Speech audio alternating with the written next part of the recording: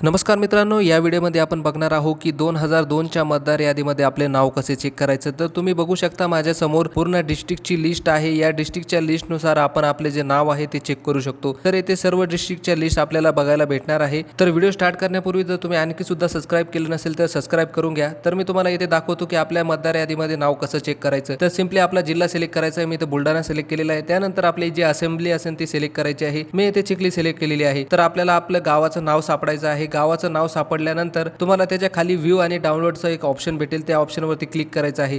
तर तुम्ही इथे बघू शकता मी एक रँडमली कोणतंही गाव सिलेक्ट करतो आहे। तर इथे व्ह्यू आणि डाउनलोडचं एक ऑप्शन भेटेल। त्या ऑप्शनवरती आपल्याला क्लिक करायचं आहे। क्लिक केल्यानंतर तर आपल्या समोर एक पेज ओपन होईल। त्यावरती आपल्याला डाउनलोड PDF ओपन फाईलचा असा ऑप्शन भेटेल। तर तुम्ही इथून PDF सुद्धा डाउनलोड करू शकता किंवा ओपन इन न्यू टॅबमध्ये सुद्धा ओपन करू शकता।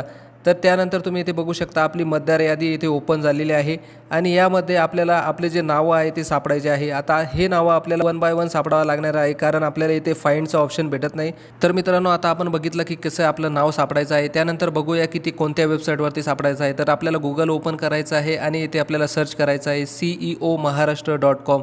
ही URL ध्यानात राहू द्या, किंवा डिस्क्रिप्शनमध्ये सुद्धा तुम्हाला ही URL भेटून जाणार आहे।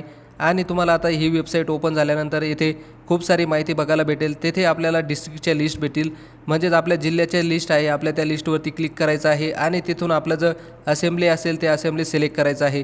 तर मित्रांनो, हा व्हिडिओ कसा वाटला मला कमेंटमध्ये सांगा आणि या व्हिडिओला जास्तीत जास्त लोकांपर्यंत शेअर करा, कारण सगळ्यांना मदत झाली पाहिजे। Thanks for watching.